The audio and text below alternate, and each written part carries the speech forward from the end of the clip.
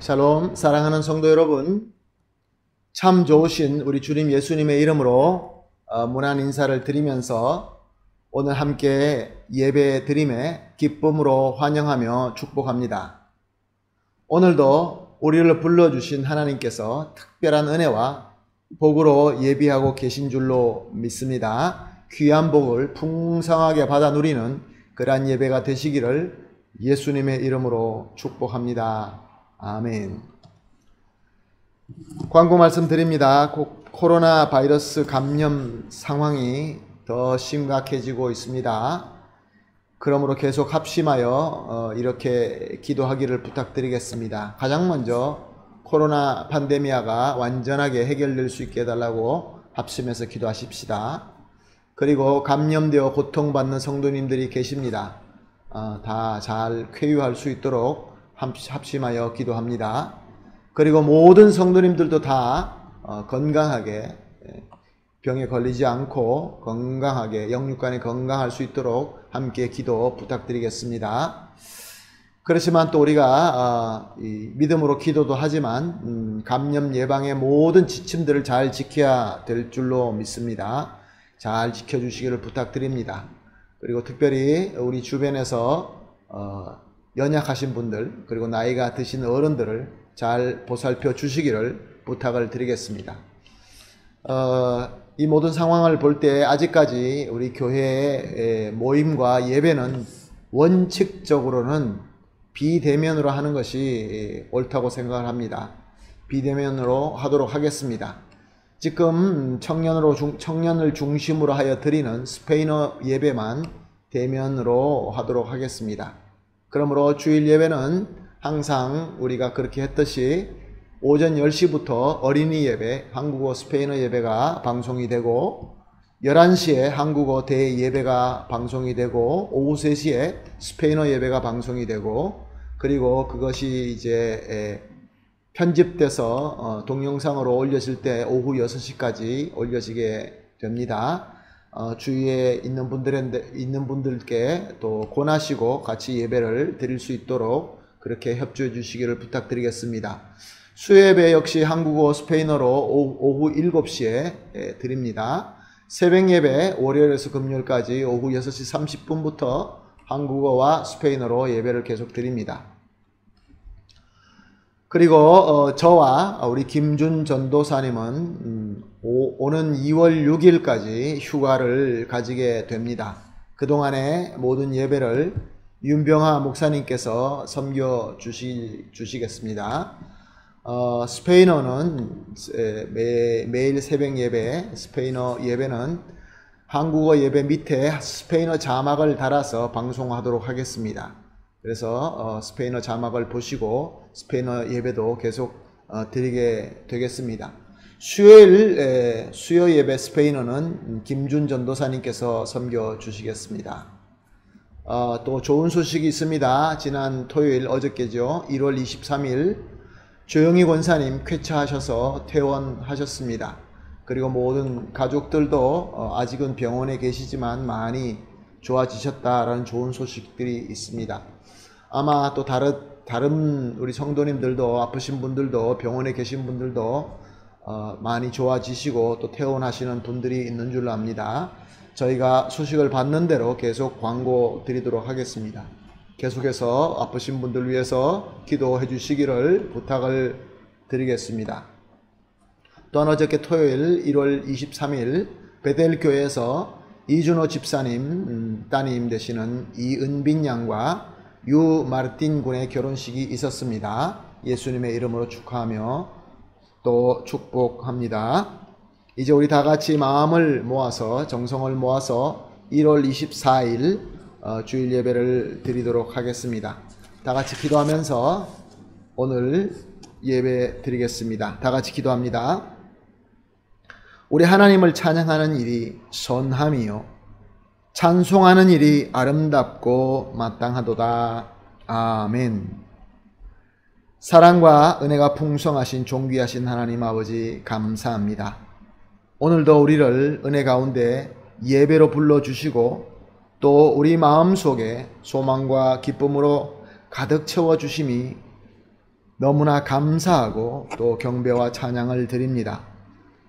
하나님께서 우리를 불러주신 은혜에 합당하고 우리 하나님께 보시기에 아름다운 우리 모두가 되게 하셔서 하나님께서 원하시는 대로 영과 진정으로 드리는 예배가 되게 하여 주시옵소서. 하나님 아버지, 지금은 그 어느 때보다 하나님의 은혜가 간절한 시대입니다. 특별히 주님의 치유와 주님의 지혜가 필요합니다. 오늘 예배를 통하여 특별하게 치유와 지혜의 은혜가 풍성하게 임하게 하여 주시어서 우리 모든 성도님들이 이 귀한 은혜를 풍성하게 받게 하여 주시어서 하나님께서 우리에게 허락하신 이 땅의 삶 속에서 많은 열매를 맺고 승리하는 역사가 있게 하여 주시옵소서. 이제 우리 모든 것을 하나님께서 주장하여 주시어서 하나님의 위대한 역사가 일어나는 귀한 시간이 되게 하여 주시옵소서. 감사하며 예수님의 이름으로 기도합니다.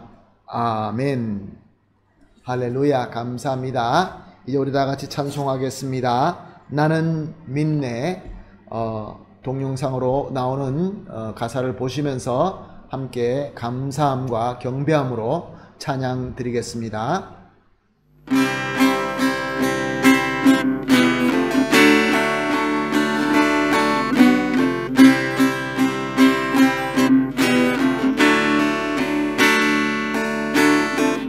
영원하신 아버지 창조주 하나님 전능의 주 그의 성령으로 잉태된 주 예수 우리 구원자 하늘에 계신 아버지 독생자 구주 예수 성령 하나님 믿으며 삼위일체 믿네 몸이 다시 사는 것과 영원히 살 것을 나는 믿네 예수 이름으로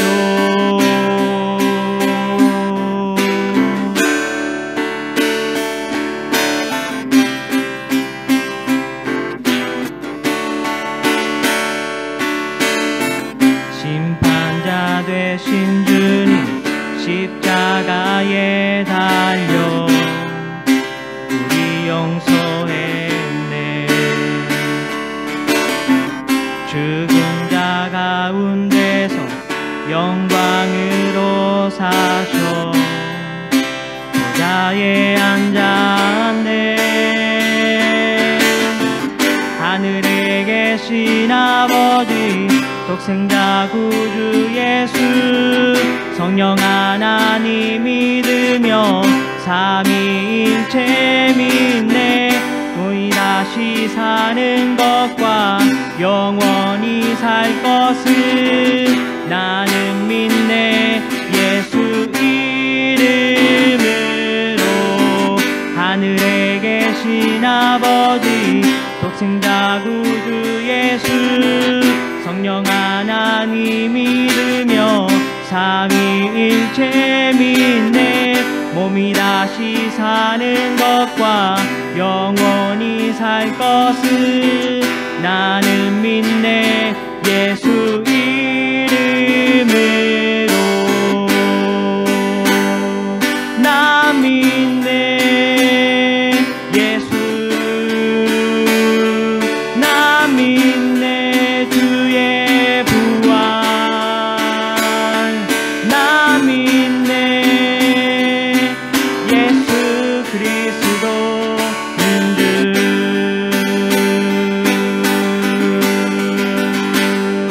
나 믿네 예수 나 믿네 주의 부활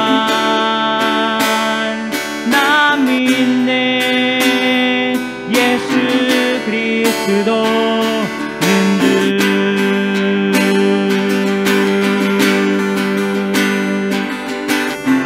나는 믿네 영원한 삶 성령으로 잉태하신 주님의 거룩한 교회와 성도의 교제 주님 다시 오시는 날 다시 사는 것을 나는 믿네.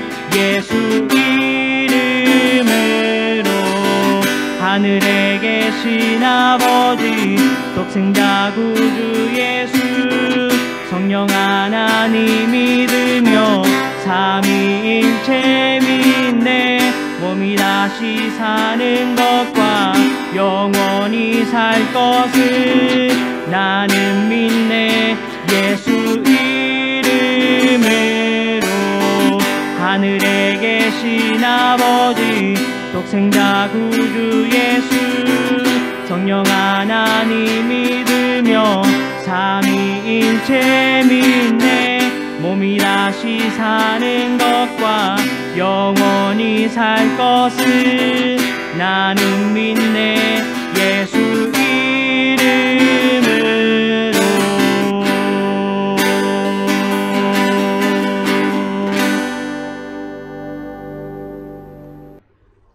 아멘. 할렐루야. 감사합니다. 이제 우리 다 같이 사도신경으로 신앙 고백하겠습니다. 전능하사 천지를 만드신 하나님 아버지를 내가 믿사오며 그 외아들 우리 주 예수 그리스도를 믿사오니 이는 성령으로 잉태하사 동정녀 마리아에게 나시고 본디오 빌라도에게 고난을 받으사 십자가에 못 박혀 죽으시고 장사한 지 사흘 만에 죽은 자 가운데서 다시 살아나시며 하늘에 오르사 전능하신 하나님 우편에 앉아 계시다가 저리로서 산 자와 죽은 자를 심판하러 오시리라. 성령을 믿사오며 거룩한 공회와 성도가 서로 교통하는 것과 죄를 사하여 주시는 것과 몸이 다시 사는 것과 영원히 사는 것을 믿사옵나이다. 아멘. 우리 다 같이 찬송하시겠습니다. 찬송가 304장 그 크신 하나님의 사랑 304장 함께 찬송하십니다.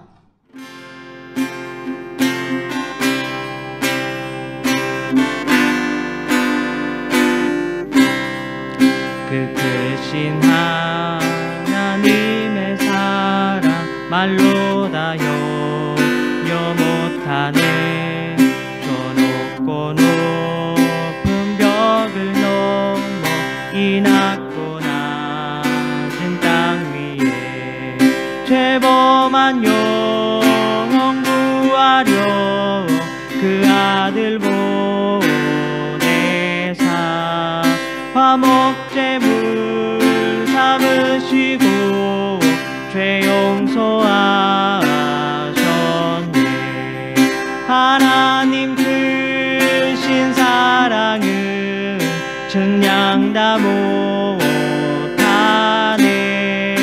영원히 변치 않는 사랑 성도여 찬양하세. 괴로우시 시절 지나가고 땅 위에 영화세할 때 주 믿지 않던 영혼들은 큰 소리 외쳐 울어도 주 믿는 성도들에게 큰 사랑 베푸사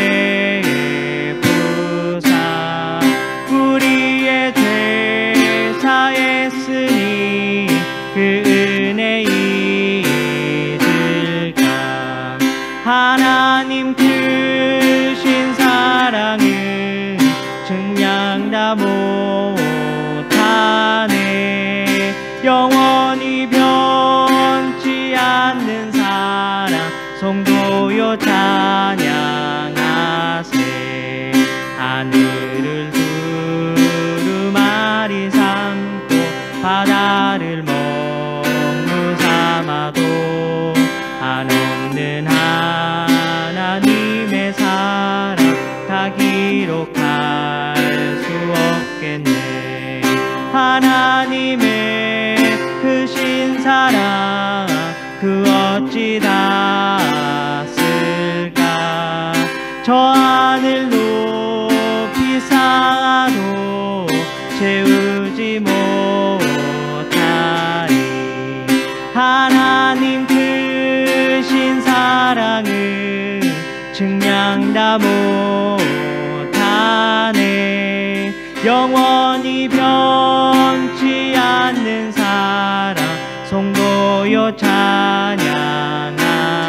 하나님 크신 사랑은 측량 다 못하네. 영원히 변치 않는 사랑 송도요 찬양하세.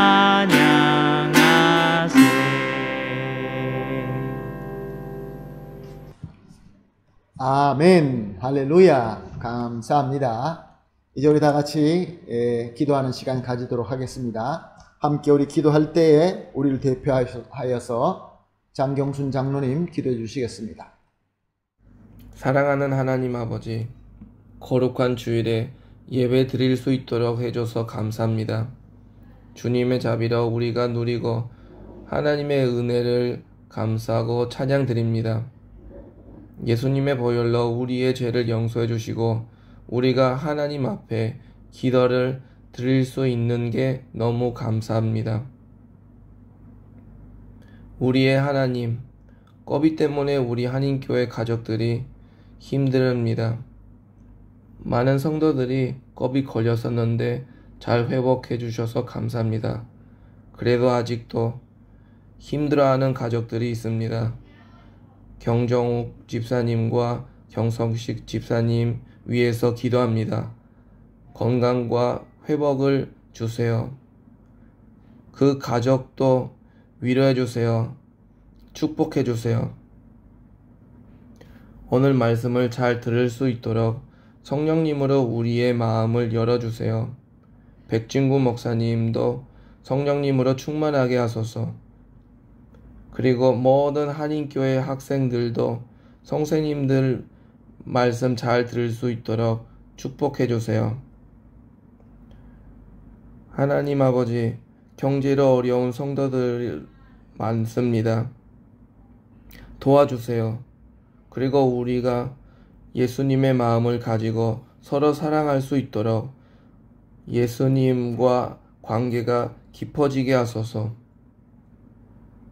교회에서 다시 모일 수 있도록 서로 도와주고 힘낼 수 있게 성령님으로 충만하게 하소서. 우리의 예산대로 아니고 하나님의 뜻대로 한인교회가 일할 수 있도록 인도해 주세요. 부족함이 없이 하나님의 은혜가 넘칠 수 있도록 축복해 주세요. 예수님의 이름으로 기도합니다. 아멘. 아멘. 감사합니다. 장로님의 간절한 기도가 우리 주 예수 그리스도 이름으로 이루어지게 될 줄로 믿습니다. 감사합니다. 이제 우리 하나님 말씀 보십니다. 하나님 말씀 마가복음 14장 32절에서 42절 말씀입니다. 마가복음 14장 32절에서 42절 말씀 함께 보시겠습니다. 그들이 겟세마네라 하는 곳에 이름에 예수께서 제자들에게 이르시되 내가 기도할 동안에 너희는 여기 앉아 있으라 하시고 베드로와 야고보와 요한을 데리고 가실새 심히 놀라시며 슬퍼하사 말씀하시되 내 마음이 심히 고민하여 죽게 되었으니 너희는 여기 몸으로 깨어 있으라 하시고 조금 나아가사 땅에 엎드려 될 수 있는 대로 이때에 자기에게서 지나가기를 구하여 이르되 아빠 아버지여 아버지께는 모든 것이 가능하오니 이 잔을 내게서 옮기시옵소서. 그러나 나의 원대로 마옵시고 아버지의 원대로 하옵소서 하시고 돌아오사 제자들이 자는 것을 보시고 베드로에게 말씀하시되 시몬아 자느냐? 내가 1시간도 깨어 있을 수 없더냐? 시험에 들지 않게 깨어 있어 기도하라. 마음에는 원이로되 육신이 약하도다 하시고 다시 나와 동일한 말씀으로 기도하시고 다시 오사 보신즉 그들이 자니 이는 그들의 눈이 심히 피곤함이라. 그들이 예수께 무엇으로 대답할 줄을 알지 못하더라. 3번 오사 그들에게 이르시되 이제는 자고 쉬라. 그만 되었다. 때가 왔도다. 보라 인자가 죄인의 손에 팔리느니라. 일어나라 함께 가자 보라 나를 파는 자가 가까이 왔느니라. 아멘. 오늘 하나님의 말씀이 우리 성령 하나님께서 조명하여 주심으로 말미암아 우리에게 큰 은혜가 되고 하나님의 음성을 듣고 하나님의 따뜻한 손길을 느낄 수 있는 귀한 시간이 되기를 예수님의 이름으로 축복합니다. 오늘 본문 32절 상반절에 보게 되면은 그들이 겟세마네라 하는 곳에 이르메라고 기록되어 있습니다. 예수님께서는 제자들과 함께 유월절 만찬을 나누신 이후에 제자들과 함께 감람산으로 찬미하면서 가셨습니다. 그래서 그들이 간 곳은 감람산이라는 그 산 가운데에서 겟세마네라라는 동산이었습니다. 누가복음 22장 39절을 보면은 이렇게 기록되어 있습니다. 예수께서 나가사 습관을 따라 감람산에 가시매 제자들도 따라갔더니. 무슨 말씀입니까? 예수님께서는 항상 조용한 곳에 나아가서 기도하는 습관이 있었다라는 말씀입니다. 그래서 예수님께서 이제 만찬을 나누시고 제자들과 찬미하며 감람산으로 가셨는데 예수님께서 겟세마네 동산으로 이렇게 올라가셔서 기도하시러 가는 것이 제자들이 볼 때는 너무나 당연한 것이죠. 왜냐하면 예수님은 습관대로 기도하는 것을 제자들은 알고 있었기 때문에 그렇습니다.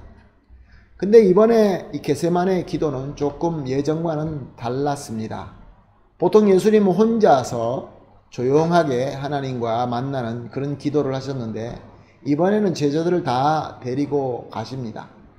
이것만 보아도 이 겟세마네 기도는 좀 특별한 기도다라는 것을 우리가 깨달을 수 있습니다. 32절 하반절에서 33절 상반절에 이렇게 기록되어 있습니다. 예수께서 제자들에게 이르시되 내가 기도할 동안 너희는 여기 앉아 있으라 하시고 베드로와 야고보와 요한을 데리고 가실세. 예수님께서 겟세마네 동산에 도착하셔서 그 제자들에게 물론 이때는 이제 가룟 유다는 없었습니다. 이제 몰래 가서 예수님 팔기 위해서 이제 제자들 사이에서 떠났죠.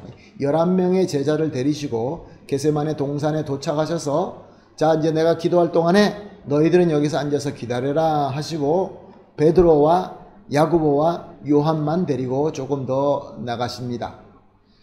그런데 33절 하반절에서 34절 상반절에 놀라운 말씀이 기록되어 있습니다. 심히 놀라시며 슬퍼하사 말씀하시되 내 마음이 심히 고민하여 죽게 되었으니. 참 이상한 말씀같이 들려집니다. 이 말씀이 원어에 있는 대로 직역을 하게 되면 이렇게 번역할 수 있습니다. 놀라움과 근심이 시작되어 말씀하시기를 내 영혼이 죽기까지 심히 슬프다. 그렇게 번역할 수 있습니다. 그래서 카스테샤노 레이나 발레라 60본을 보게 되면 이렇게 번역되어 있습니다. Comenzó a entristecerse y a angustiarse y les dijo, mi alma está muy triste hasta la muerte. 예수님 마음속에 근심과 심한 슬픔이 생기기 시작하면서 그의 영혼이 고뇌하기 시작했다. 그런 말씀입니다. 근데 사실 우리가 이미 보았지만 27절에 예수님은 제자들에게 너희는 다 나를 버리리라 라고 하실 때부터 예수님 마음에는 그 고뇌가 있기 시작했던 것입니다. 그리고 30절에 베드로에게 닭이 2번 울기 전에 내가 3번 나를 부인하리라 라고 말씀하실 때도 예수님의 마음은 참 안 좋으셨을 것입니다. 그것을 다 알고 보시고 계시는 예수님 마음이 편했겠습니까? 그런데 이제 겟세마네 동산에 들어와서 기도하기 시작하기 전에 예수님은 고민하여 죽기까지 마음속에 슬픔으로 가득 찼다. 그렇게 말씀하고 있습니다. 그리고 34절 하반절에 제자들에게 이 얘기를 합니다. 여기 이제 베드로와 야고보와 요한이죠. 너희는 여기에 머물러 깨어 있으라 라고 얘기하십니다.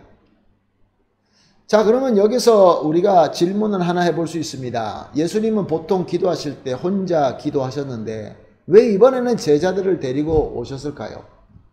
우리는 여기서 참 중요한 진리를 발견해야 됩니다. 많은 사람들이 예수님이 이제 십자가의 그 고난을 앞두고 너무 괴로워서 제자들을 같이 다 데리고 가서 그들과 함께 기도하면서 위로와 안심을 얻기 위하여 그렇게 했다라고 그렇게 생각하는 사람들이 있습니다. 또 그런 설교도 들은 적이 있습니다. 그러나 사랑하는 성도 여러분, 우리 예수님은 제자들에게 위로받고 안심받는 그런 예수님이 아닙니다. 예수님은 제자들을 데리고 오신 이유가 따로 있습니다. 누가복음 22장 40절에 보면 이렇게 기록되어 있습니다. 그곳에 이르러 그들에게 이르시되 유혹에 빠지지 않게 기도하라 하시고, 마가는 거기 그냥 있으라라고 기록되어 있지만 누가복음에 보게 되면 누가는 그들을 데리고 와서 그 자리에 그냥 앉아만 있으라라고 말씀하신 것이 아니라 그곳에서 유혹에 빠지지 않게 기도하고 있으라라고 예수님께서 말씀하셨습니다. 그러니까 예수님께서 제자들을 겟세마네 동산에 데리고 오신 이유는 이제 앞으로 다가올 보통 때보다 좀 더 다르게 아주 큰 힘으로 다가오는 원수의 유혹이 있기 때문에 그 유혹에 빠지지 않도록 내가 기도할 때 너희들도 기도해라, 그런 말씀입니다. 사랑하는 성도 여러분, 예수님의 구원 사역에, 예수님이 구원을 하시기 위하여 그 섬기는 모든 사역에 예수님은 누구의 도움도 필요하지 않고 누구의 위로와 누구의 안심도 받을 필요가 없습니다. 예수님께는 받지도 않을 뿐만 아니라 받을 필요도 없는 하나님이시기 때문에 그렇습니다. 그래서 이제 35절 36절에 예수님의 기도 내용이 들어 있습니다. 35절 36절 말씀입니다. 조금 나아가서 땅에 엎드려 되는 대로 될 수 있는 대로 이때 자기에게서 지나가기를 구하여 이르시되 아빠 아버지여, 아버지께는 모든 것이 가능하오니 이 잔을 내게서 옮기시옵소서. 그러나 나의 원대로 마옵시고 하나님의 원대로 하옵소서 하시고, 이 기도 내용을 보면서 어떤 생각이 드십니까? 예수님께서 아빠 아버지요, 이제 한국 번역이 아빠 아버지인데 원어로 보게 되면은 아바라고 되어 있죠. 그 아바라고 하는 것은 정말로 애절하게 아버지, 친아버지를 부르는 애칭입니다. 애절하고 정말 간절한 예수님의 기도라는 것이죠. 그래서 기도를 어떻게 하십니까? 아빠 아버지요, 아버지께서 모든 것이 가능하여 내 잔을 옮겨 주십시오. 아들로서 할 수 있는 기도 아닙니까? 대속의 희생을 위하여 죽기 위하여 참 화목제물, 어린 양, 참 인간으로 오셨다는 것을 증거하고 있는 것입니다. 자, 예수님께서 이 땅에 오셨을 때 인간이 아니라 하나님으로, 신으로 오셨다고 한다면 고민할 것이 뭐가 있겠습니까? 뭐가 자기에게 고통을 주며 또 그렇게 번뇌함을 줄 수 있겠습니까? 예수님께서는 스스로의 하나님이시기 때문에 이 잔을 받지 않으시려고만 한다면은 이 잔을 안 받을 수도 있습니다. 그에게는 신격 능력이 충분히 있습니다. 그러나 하나님의 뜻대로 우리를 구원하시기 위하여 참 화목제물 어린 양으로 드려지기 위하여 진정한 인간으로 오셨다라는 것을 오늘 이 기도문에서 우리가 발견할 수 있습니다. 너무나 마음이 아프고 그 짐이 너무나 무겁고 이 모든 것을 생각할 때 너무나 괴로워서 아버지요, 가능하면 이 잔을 내게서 옮기옵소서 이렇게 간구하고 있는 것입니다. 그러나 기도는 여기서 끝나지 않죠. 뭐라고 말씀하십니까? 그러나 나의 원대로 마옵시고 아버지 원대로 하옵소서. 그렇습니다. 기도의 목적은 바로 이것입니다. 내가 원하는 것이 분명히 있다 할지라도 그걸 내 마음대로 하는 것이 아니라 하나님의 원대로 하옵소서. 대속의 제물로 드리는 이 예수님의 희생은 사람들의 뜻이 아니라 하나님의 뜻인 것입니다. 그래서 예수님은 하나님의 뜻대로 되기를 간절히 기도를 마무리하고 있는 것입니다. 그러나 이제 이렇게 예수님이 기도하신 것을 글로 쓰는 입장으로서는 이렇게 짧게 썼지만 우리가 여러 가지로 생각해 볼 수 있습니다. 예수님이 과연 어떻게 기도하셨을까? 이 본문을 보면서 이 본문 내용 안에서 우리가 여러 가지를 깊게 묵상할 수 있는 것이죠. 누가는 이렇게 기록하고 있습니다. 누가 22장 44절에는 예수께서 힘쓰고 애써 더욱 간절히 기도하시니 땀이 땅에 떨어지는 핏방울같이 되더라. 그리고 마태는 예수님께서 얼굴을 땅에 대시고 엎드려 기도했다라고 기록하고 있습니다. 자, 이 모든 것을 종합해 보았을 때 예수님의 기도의 애절함과 고통스러움이 상상이 되십니까? 느껴집니까? 보통 유대인들은 자리에 서서 하늘을 우러러보면서 손을 이렇게 들고 기도하는 것들이 그들의 풍습이었습니다. 그런데 오늘 예수님께서 기도하시는 이 모습을 보게 되면은 얼굴을 땅에 대고 엎드려서 얼굴을 땅에 대고 힘써서 애쓰게 간절하게 기도하니까 땀이 뚝뚝 떨어지는데 그것이 마치 핏방울같이 떨어졌더라, 그런 말입니다. 온 영혼과 온 몸을 쥐어짜는 기도를 하신 것이죠. 자, 그렇다면 이거는 무엇을 의미하고 있습니까? 예수님께서 얼마나 많은 기도를 하셨습니까? 이번에 특별한 기도를 하십니다. 그리고 제자들을 데려다 놓고 그들이 보는 앞에서 기도를 하십니다. 온 영혼과 자기 온몸을 쥐어짜는 기도를 하고 계십니다. 예수님의 괴로운 모습을 보여주고 있는 것이죠.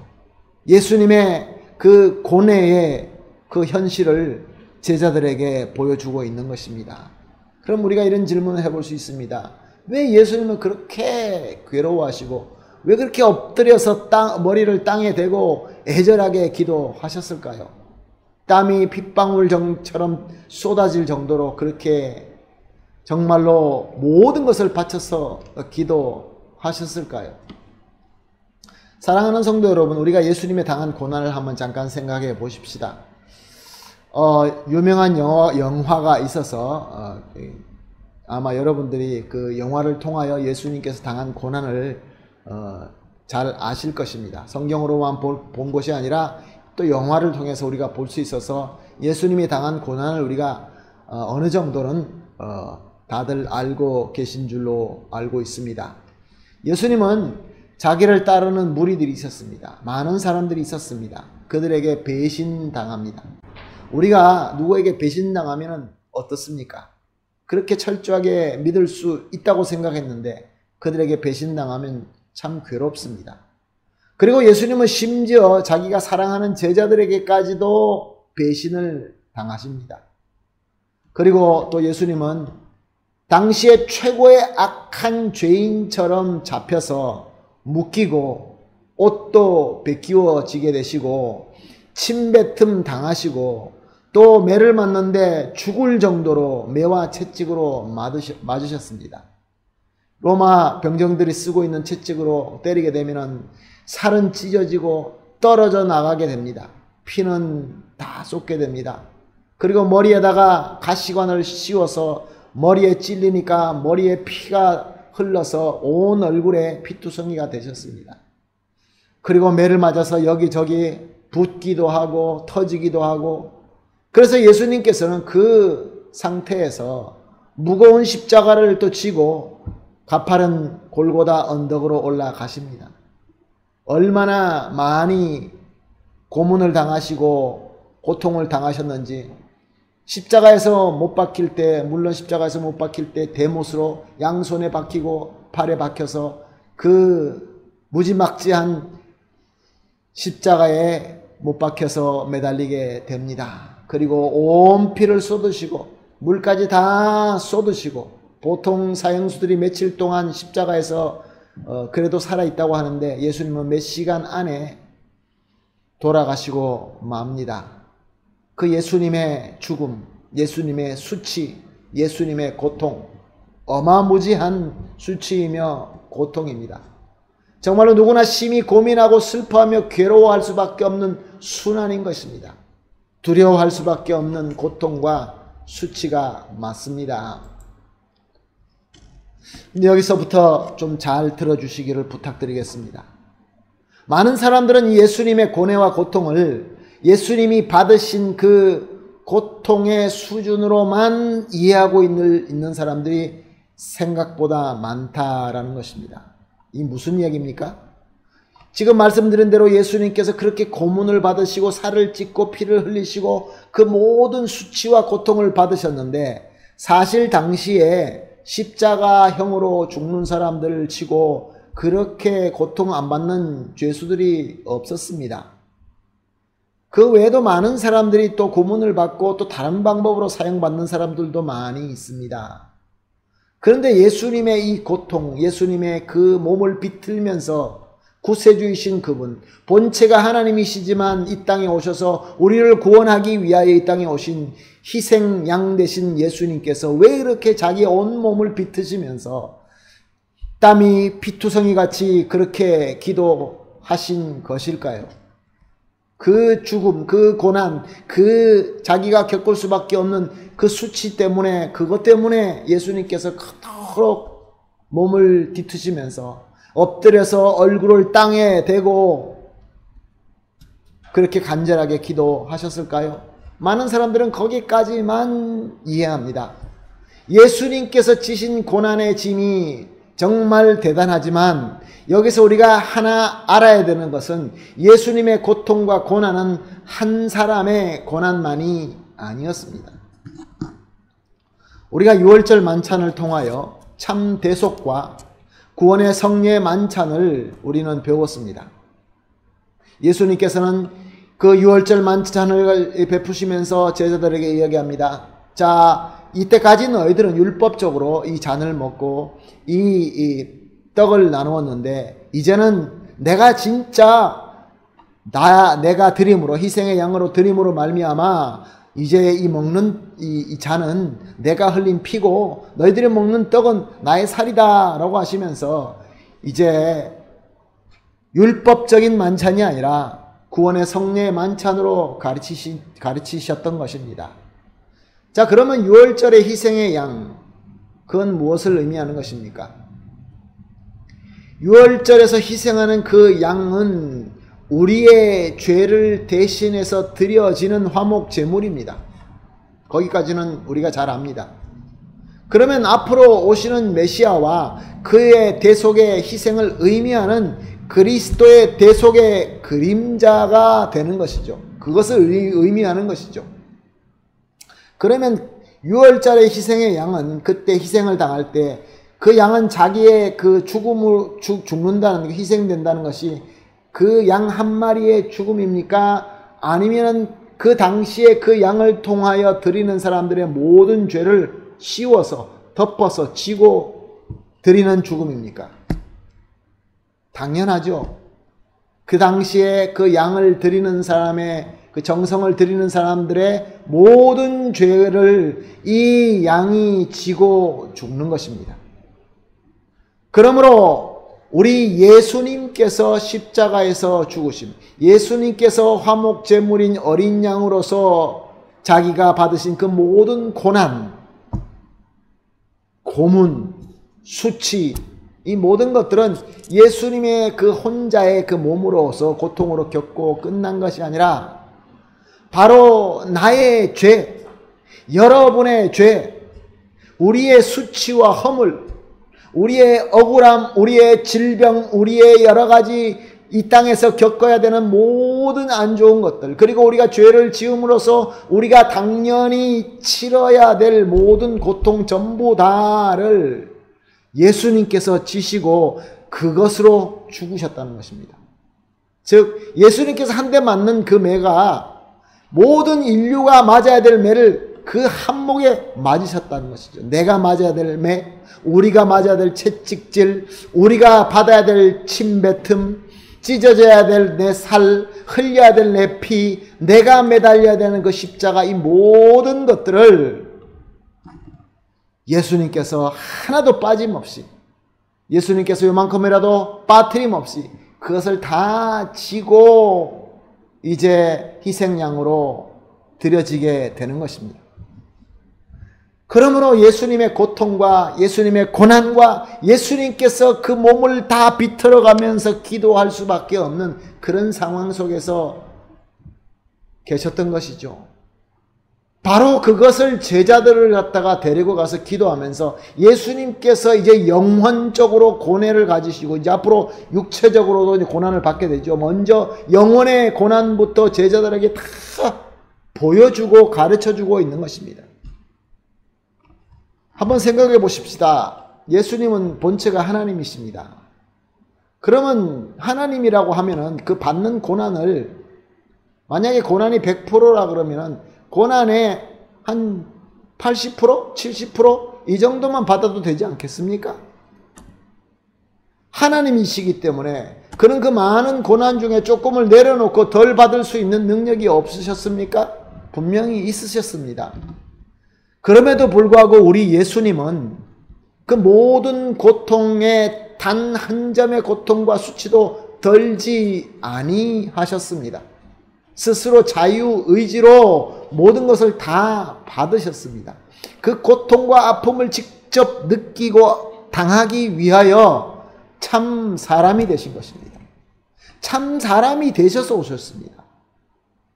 특별한 존재가 아니라, 많은 사람들이 이렇게 생각하는 사람들이 있습니다. 예수님께서는 그래도 하나님이시니까 그렇게 매맞고 또 수모당하고 고통받고 피 흘리고 죽음, 이 모든 고통이 하나님으로서, 신으로서 우리 인간이 받아서 느끼는 그런 고통하고는 그래도 좀 덜했을 것이다. 그렇지 않습니다. 오히려 우리 예수님께서는 참 사람이 되셔서 저와 똑같이 바늘 하나 찔러도 아프게 느낄 수 있는 몸이 되셔가지고 자기의 스스로의 죽음과 고통으로만 끝난 것이 아니라 모든 우리가 받아야 될 고통까지도, 그 수백만, 수천만, 수억의 사람들의 그 고통까지 다 한몫에 지시고 십자가에서 자기 자신을 희생하신 것입니다. 그것이 바로 예수님께서 이 땅에 오신 첫 번째 목적인 것입니다. 사랑하는 성도 여러분, 바로 이 사실을 제자들에게 보여주고 제자들이 체험하며 제자들이 인지하라고 예수님께서는 제자들을 겟세마네 기도의 자리로 데려가신 것입니다. 근데 그 중에서 베드로와 야고보와 요한을 더 가까이 두십니다. 왜 이 세 사람을 더 가까이 두셨을까요? 또 어떤 사람들은 예수님과 가장 친한 제자, 가까운 제자이기 때문에 가까이 두었을 것이다. 베드로와 야고보와 요한. 근데 저는 그것은 성경적인 해석이 아니라고 저는 생각을 합니다. 이 베드로와 야고보와 요한은 우리가 본 이 마가복음 14장뿐만 아니라 복음서에서 이 베드로와 야고보와 요한이 가장 자신있게 큰 소리치며 예수님 가신 길이라고 한다면 나는 목숨 걸고 따라갈 것이다 라고 외친 사람들입니다. 예수님께서 이제 하나님의 나라의 영광에 서게 되면은 예수님 양쪽에 우리가 앉게 해주십시오 라고 이렇게 부탁할 정도로 호언장담한 제자들입니다. 오직 예수님만 지실 수 있는 짐이며 오직 예수님만 감당할 수 있는 일임에도 불구하고 이것을 어떤 고뇌와 고통으로 순종하셔서 어떤 체험을 하는 것이 바로 예수님 옆에 있는 것이며 예수님을 위해 목숨을 거는 것인지를 확실히 알 수 있도록 이 가장 자신있게 큰 소리친 제자들을 가까이 두게 하신 것입니다. 좀 더 가까이 알고 좀 더 가까이 인지할 수 있도록 예수님께서 배려하신 것입니다. 은혜 주신 것입니다.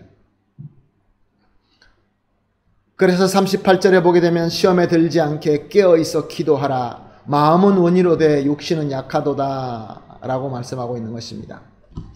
예수님께서 이 순환의 기도의 자리에 제자들을 데리고 와서 기도하시고 특별히 장담하는, 나는 예수님과 다 할 수 있다, 나는 예수님의 그 모든 그 목숨을 걸고 가는 그 자리에 나도 죽음으로 따라갈 수 있다라고 큰 소리치는 베드로와 야고보와 요한을 가까이에서 이 모든 것을 다 보고 배우라고 깨달으라고 가까이 두신 것입니다. 그런데 그것을 방해할 수 있는 유혹이 있을 것이다. 원수 마귀에게 예수 그리스도의 희생과 예수 그리스도에서 치르신 그 모든 죽음이 정말로 예수님께서 온몸을 비트시면서 땀이 핏방울처럼 흘릴 정도의 그렇게 고난을 겪으신, 그것도 스스로 자유의지로 순종하고 받으신 그 고난이다라는 것을 제자들이 깨달으라고. 그런데 원수 마귀는 그것을 깨닫지 못하게끔 방해를 합니다. 바로 그 유혹이 있으니까 그 유혹에 들지 않도록, 시험에 빠지지 않도록 깨어서 기도하라, 이렇게 예수님께서 말씀하신 것입니다. 사랑하는 성도 여러분, 원수 마귀는 오늘도 마찬가지입니다. 우리 예수님께서 우리 모든 인류의 죄를 지고 가시는데 대속의 구세주다라는 것을 잘 알지 못하게 유도를 합니다. 적어도 예수님의 순환과 희생이 별거 아닌 것처럼 느끼도록 우리의 약한 육신을 공격합니다. 그래서 잠을 자게 만들어 버립니다. 우리가 예수님을 믿고 예수님을 구세주로 하고 우리가 고백은 하고 있지만 예수님께서 얼마나 크고 얼마나 위대하시고 또 예수님의 고뇌가 얼마나 고통스럽고 이 모든 죄를 다 지고 가시되 단 요만큼이라도, 정말 0.01%라도 더 줄이지 아니하시고 또 예수님 말고 다른 공로가 전혀 없도록 오직 예수님께서만 다 완벽하게 지고 가셨다라는 이 위대한 교리, 이 위대한 진리, 이 위대한 하나님의 진리를 우리가 제자들이 올바로 알아야 되는데, 그렇게 믿어야 되는데 이것을 흐리뭉텅하게 만든다는 것입니다. 예수님의 십자가의 그림을 그려놓고 그 예수님의 십자가를 바라보면서 우리는 얼마나 예수님의 순애와 고통과 그 죽음을 생각하며 동감하고 있는 것입니까?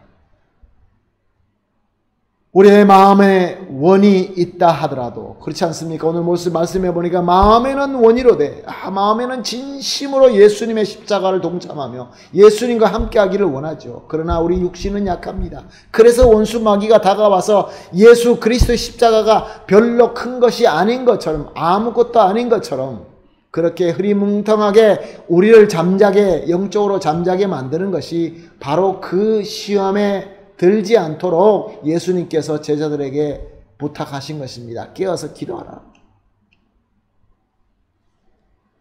사랑하는 성도 여러분, 그렇습니다. 예수님께서는 철저히 자신을 비하하시고 참 인간이 되셔서 정말로 아무도 겪을 수 없고 겪은 적도 없고 앞으로도 겪을 수 없는 전무후무한 극심한 두려움과 슬픔과 고통과 죽음을 당하셨습니다. 치르셨습니다. 인류의 죗값을 온전히 다 치러야 되는 죽음의 잔을 완전히 단 한 방울도 남기지 아니하시고 누구에게 맡기지도 아니하시고 본인께서 스스로 다 마신 것입니다. 바로 그 공로로 말미암아 우리가 그 공로를 믿고 예수 그리스도의 이름으로 죄 용서받고 은혜로 성도가 된 것입니다. 이런 감동의 믿음을 가지고 있을 때, 이런 진리를 알고 믿는 그 믿음에 확신이 있는 것입니다. 우리가 짓는 죄 하나하나, 작은 실수 하나하나, 이 모든 죄가 지금 예수 그리스도가 받으신 그 고통 안에 다 포함되어 있고 더 큰 짐이 되고 또 더 큰 짐이 된다라는 그 진리를 우리가 깨달을 때 우리가 감히 어떻게 작은 죄라고 가볍게 여길 수 있겠습니까? 조그만 작은 죄가 바로 우리 예수님을 그렇게 아프게 한다는 것을 우리가 진정으로 이해하고 또 그것이 인지가 되고 믿는다고 한다면 작은 죄라도 우리는 참으로 비통하게 여겨야 되지 않겠습니까? 예수님의 고통을 생각할 때 우리가 감히 죄를 가볍게 쉽게 생각할 수 없게 되는 것입니다. 사랑하는 성도 여러분, 우리가 예수 그리스도의 공로로 우리 죄가 용서받고 의롭다함 칭의를 얻어서 이제 우리는 구원받아 성도가 되었습니다. 할렐루야, 아멘. 그러나 우리는 성도가 되었다, 구원이 되었다 할지라도 우리는 아직도 죄를 지을 수 있는 그런 죄성을 가지고 있습니다. 문제는 예수 그리스도 이름으로 구원을 받고 난 이후에도 예수 그리스도의 그 죽음, 예수 그리스도의 고뇌, 예수 그리스도의 그 이 고통과 고난을 쉽게 아무렇지도 않게 그렇게 생각하게 된다고 한다면은 역시 마찬가지로 죄 짓는 것도 가볍게 생각하고 가볍게 질 수 있게 되는 것입니다. 사랑하는 성도 여러분, 우리 예수님께서는 우리를 위하여, 저와 여러분과 우리를 위하여 기꺼이 슬픔과 고난을 당하시고 죄와 그 저주를 이기시고 승리하셨습니다. 아멘. 그러나 그 모든 그 과정 속에서 겪으신 모든 고난과 그 고통을 우리가 그것이 얼마나 귀중하고 얼마나 소중하고 그 안에 있는 모든 그 예수 그리스도께서 섬긴 것을 우리 예수님은 우리가 완벽하게 다 알기를 원하십니다. 죄악으로 인한 영원한 멸망, 고통에 쓴 자는 예수님께서 이미 다 제거하셨지만 이 믿음을 꼭 가지고 있으라라고 말씀하시면서, 그렇다고 해서 우리의 고통과 고난은 없어집니까? 죄의 유혹은 없어집니까? 아닙니다. 우리에게 죄의 유혹은 계속 남아 있습니다.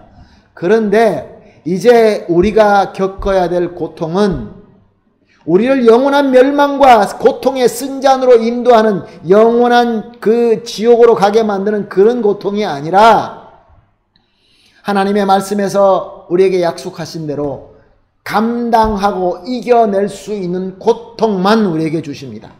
아멘이십니까? 아멘입니다. 우리가 지금 겪는 고통은 우리가 이길 수 있는 고통으로 주십니다.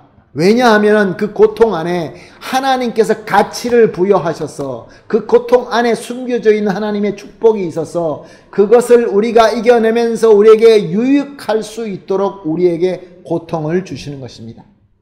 그러므로 그 유익으로 말미암아 우리는 더 깊고 더 성숙한 믿음으로 자라게 됩니다.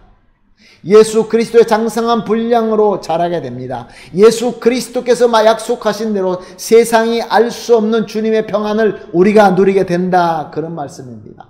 그러므로 우리에게는 고통이 있다 할지라도, 어려움이 있다 할지라도 우리에겐 더 이상 고난과 절망과 슬픔은 없습니다. 왜냐하면 예수님께서 이미 이기셨습니다. 그런데 이 예수 그리스도의 십자가의 이 고난, 이 공로를 사탄 마귀가 자꾸 이것을 갖다가 가볍게 생각하고 흐리게 만들려고 우리를 유혹하고 우리를 넘겨뜨리려고 합니다. 이것에 우리가 흔들려서는 절대로 안 됩니다. 예수님께서 부탁하신 대로 깨어서 기도하며 예수 그리스도의 진정한 그 십자가의 진정한 의미를 알고 그 확실한 믿음을 가지고 있을 때에 우리 믿음의 선조가 되시는 사도들과 또 여러 우리의 믿음의 선배들이, 그들이 전쟁과 배고픔과 또 여러 가지 고난과 고통을 겪으면서도 절대로 영원한 멸망, 지옥으로 빠지지 아니하고 그 모든 것을 이겨내고 감당하고, 그러면서 하나님께서 주시는 은혜와 하나님께서 주시는 영광과 하나님께서 주시는 세상이 알 수 없는 평강을 누리면서 살지 않으셨습니까? 우리는 다 알고 있습니다. 사랑하는 성도 여러분, 오늘 말씀을 정리하도록 하겠습니다. 예수님께서 겟세마네에서 기도하시면서 그렇게 괴롭게 기도하신 것은 예수님이 그만큼 모든 우리의 그 죄를 짊어지고 가시기 위하여 그 고통을 요만큼이라도 덜어놓지 아니하시고 직접 그 모든 것을 지셨습니다. 마치 6월절에 어린 양이 그 희생되는 것과 같이 다 예수님께서 원하셔서 조금이라도 내려놓지 않게 하기 위하여, 조금이라도 저와 여러분의 요만큼이라도 죄가 용서받지 못할 죄가 남지 않도록 예수님께서 우리를 배려하시고 사랑하심으로 다 지고 가신 모든 역사 가운데 최고의 기적인 것입니다. 우리가 이런 믿음을 가지고 있을 때 우리의 믿음으로 말미암아 우리의 삶은 전혀 다르게 우리에게 펼쳐지게 됩니다. 비전이 달라집니다. 그리고 이제는 예수 그리스도의 장성한 분량으로 성장하게 됩니다. 작은 예수가 되게 됩니다. 우리에겐 두려움이 없어집니다. 그리고 우리에게는 슬픔과 애통, 우리에게 낙심, 이런 것들이 사라지고 소망과 비전과 성령 충만함을 가지고 하나님의 위대한 나라를 우리가 함께 만들어 나가며 특별히 우리 주님과 함께하는 사랑의 진정한 공동체, 예수 그리스도의 진정한 몸되는 교회, 그리고 예수님께서 사랑하시는 가족이 되게 되는 것입니다. 이 귀한 복을 나누는 저와 여러분이 되시기를 예수님의 이름으로 축복합니다. 우리 다 같이 기도하겠습니다. 하나님 아버지 감사합니다. 주님께서 오늘도 귀한 말씀을 주시면서 예수 그리스도께서 겟세마네 동산 기도하면서 제자들을 데리고 가셔서 특별히 보여주시며 가르쳐주시며 심겨주신 우리 예수님의 가르침과 예수 그리스도의 은혜와 하나님의 놀라우신 그 인도하심을 우리가 보고 깨닫게 하여 주시니 감사합니다. 하나님 아버지, 예수 그리스도의 십자가야말로 예수 그리스도께서 섬겨주신 6월절의 희생양, 우리의 대속의 양으로서 섬겨주신 이 귀한 역사가 얼마나 우리에게 귀한지 하나님 아버지 진정으로 깨닫고 정말로 하나님만 바라보고 예수 그리스도만 바라보고 예수님께서 원하시는 대로 인도하심 받고 정말 항상 깨어서 절대로 영적으로 잠자지 않는 그러한 예수 그리스도의 진정한 제자, 하나님의 나라의 백성이 되게 하여 주시옵소서. 감사하며 예수님의 이름으로 기도합니다. 아멘. 할렐루야. 감사합니다. 이제 우리 다 같이 봉헌하는 시간 가지도록 하겠습니다. 봉헌하실 때 우리 예수님 다시 오실 것을 우리가 간절히 소원하는 마음으로 주님 다시 오실 때까지 찬양하면서 봉헌하겠습니다. 가사는 자막으로 나오게 됩니다. 이 가사를 보시면서 우리 함께 감사하는 마음으로 주님 다시 오실 때까지 찬송하며 봉헌하겠습니다.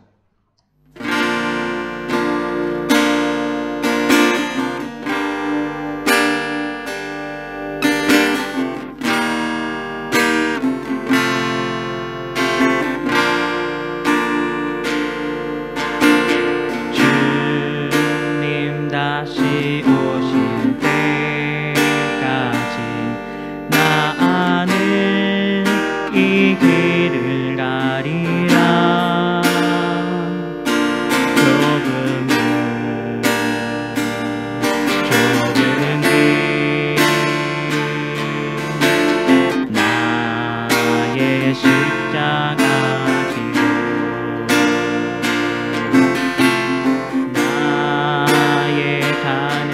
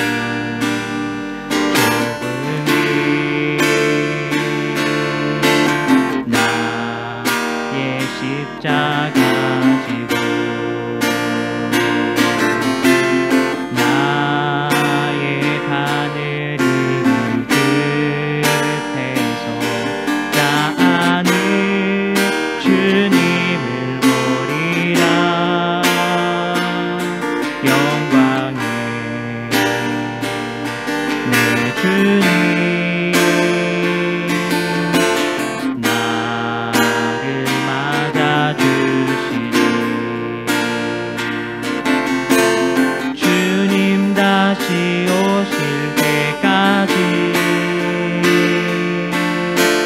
나는 일어나 달려가리라.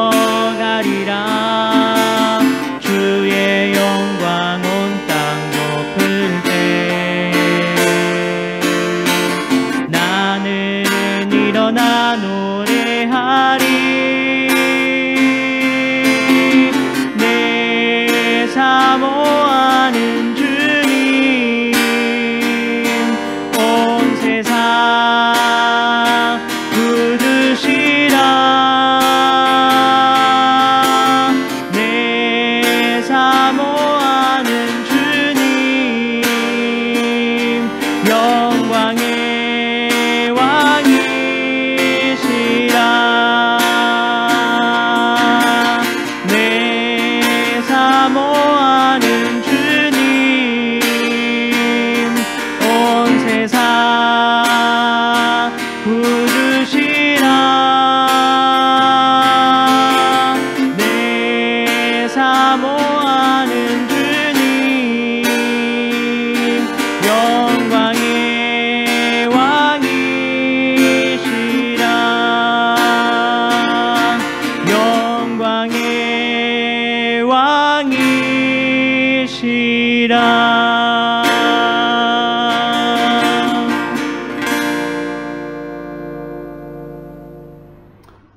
아멘. 감사합니다. 이제 다 같이 기도하겠습니다.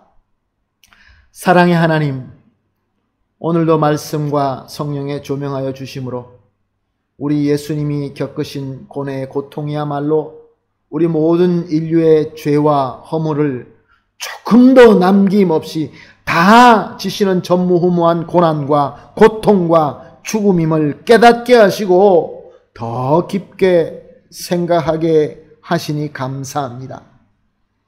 사랑의 하나님, 이제 우리가 누리는 구원이 이렇게 예수 그리스도의 사랑으로 이루어지신 완벽한 공로로 됨으로 확실히 믿고 이 믿음에서 절대로 흔들리지 않게 깨어서 기도하게 하여 주시옵소서. 이제 주님을 사랑하며 주님을 감사하는 마음으로 봉헌을 하였습니다. 하나님 기쁘게 받아주시고 항상 우리 모두에게 예수 그리스도의 복과 은혜로 부족함이 없게 채워주시며 봉헌과 함께 드려지는 간절한 기도가 우리 하나님의 응답으로 말미암아 주님 안에서 형통하게 하시고 기쁨으로 감사하게 하여 주시옵소서. 사랑의 하나님, 드려진 이 귀한 섬김과 정성은 오직 주님의 몸된 교회 하나님의 나라의 사역과 그리스도의 사랑을 위하여 아름답게 사용되게 하여 주시옵소서. 예수님의 이름으로 기도합니다. 아멘. 이제 우리 다 같이 축도하심으로 오늘 예배를 마치도록 하겠습니다. 다 같이 축도 기도 받으시겠습니다. 우리 주 예수 그리스도의 극찬하신 은혜와 주권자 되신 하나님 아버지의 무한하시고 완벽하신 사랑과 항상 함께 하시는 성령 하나님의 충만하게 임재하시고 교통하시니 이제 우리 주님의 화목과 구원의 희생이 우리의 모든 죄와 허물을 지우고 남는 공로임을 확실히 믿고 이 귀한 믿음을 지키기 위하여 깨어 기도하기를 결심하며 머리 숙이시는 우리 모든 귀한 성도님들과 그의 귀한 가족들과 연관된 모든 분들과 하시는 일과 그리고 사랑하는 우리 교회 위에 지금으로부터 영원토록 함께 있을지어다. 아멘.